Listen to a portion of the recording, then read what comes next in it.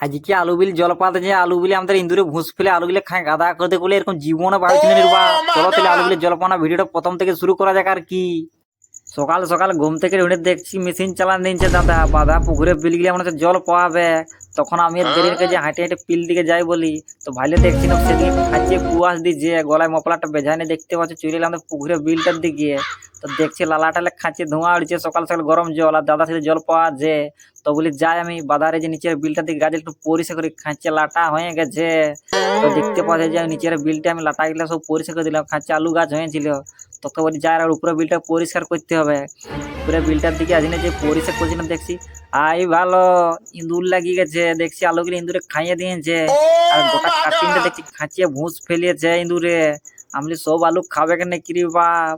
তো দেখতে পাচ্ছি তো উপরে বিলটা আমার মোটামুটি সব গাছগুলো পরিষ্কার করা হয়ে গেছে। তো বলে দেখি কাটিংটার জল ঝাড়ি ইঁদুরটা আছে নাকি বাইরে না নাই। তখন দেখতে হচ্ছে হড়হড়িয়া করে কাটিংটা জলটা ভরা নিয়েছি আর ডাং নিয়ে দাঁড়ায় আছি ইঁদুরটা মারবো বলে। তো দেখি বলি ইঁদুরটা বাইরে না নাই। তো অনেকক্ষণ দাঁড়ার পর দেখছি ইঁদুরটা বাইরে নেয়। তখন বলি আর দেরি না করে সব বিলগুলো দেখতে পাচ্ছি পুরো নিচের বিলের জলে পৌঁছে নিলাম। আর হাঁটে হাঁটে বলি ঘর দিকে যাই, এবার মুখ ধুতে হবে।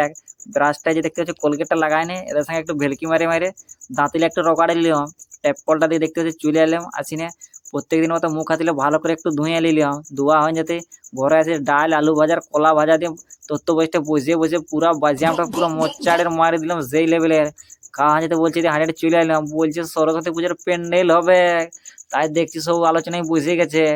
আর দুটা যে দেখতে পাচ্ছি ব্লেড আছে বাঁশ কাটবো বলে, তো ব্লেড গুলার পুরাতন, তাই মোটু দেখছি নতুন ব্লেড কিনে নিয়ে চলে এসেছে। আমি বলি এটা পুরো সেই লেভেলের যাবে। তখন দেখছি দেরি না করে পুরো শুভুয়ার পোকা খাঁচিয়ে রে চেদাবাদি বাঁশ কাটতে লাগিয়ে গেছে।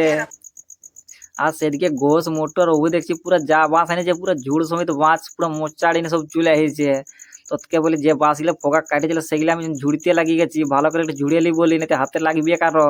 আর বলি গোজ গাড়িতে দেখতে হচ্ছে শাবল, শাবল তো লয়রি বাপ, একশো চালের ভাত খেতে হবে, এক কথা শাবলটা লাড়িতে পারবে না, 10 কেজির মতো আছে শাবলটা। তো ফাইনালি দেখতে পাচ্ছি মোটু আমাদের পোকা খাঁচিয়ে বাঁশ ফাইলে আছে। তো বাঁশগুলো ফাইলে আছে তো পুরো আছে বাতা ফাড়ার মতো পুরো ফাড়িয়ে নিয়ে যাচ্ছে, দেখছি দুজন পুরো আদাবাদি। বাঁশগুলো ফাড়া যেতে বলি একটা ডোব তাড়ার পর দেখছি মাপে হচ্ছে না, তাই স্কেল ফিটানি দেখতে পাচ্ছি আমি আর প্রশান্ত মাপতে লাগিয়ে গেলাম। অনেকক্ষণ কাজ করার পর বলি দুপুর দুপুর হয়ে গেছে, তারপরে যাই বলি চান করতে হবে খাতে হবে। দিনে যে দুপুরে চানটা করে কফি যে ডাল আর যে কলা ভাজা দিয়ে ভাতটা পুরো মোচাড়ের মারি দিলাম দুপুর বেলায়। দিনে চান খাওয়া দাওয়া করে আসিনি, সবাই মিলে আর একটা কাজে লাগিয়ে গেলাম। দেখতেই তো পাচ্ছ সামনে সরস্বতী পূজা না হবে না। কাজ করার পরে যে বিকালে ড্রেসটা পরে স্কুল লাগাতে চলে আসে, দেখছি কোনো ছানাই নাই, সব ছানা খেলে ঘর চলে গেছে আলোবেলা।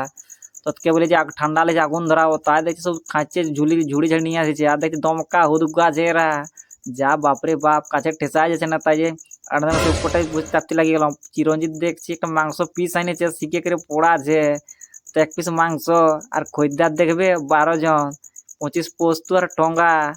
দেখতে তো পাচ্ছ দিনে ঘর দিকে আছে যে সুজি 4টা রুটি আর কফি ঝাল দিয়ে রাতে রুটিটা পুরো মোচাড়ে মারি দিলাম। এরকম নতুন নতুন ভিডিও দেখতে তোমরা পেজটা ফলো করো আর কি।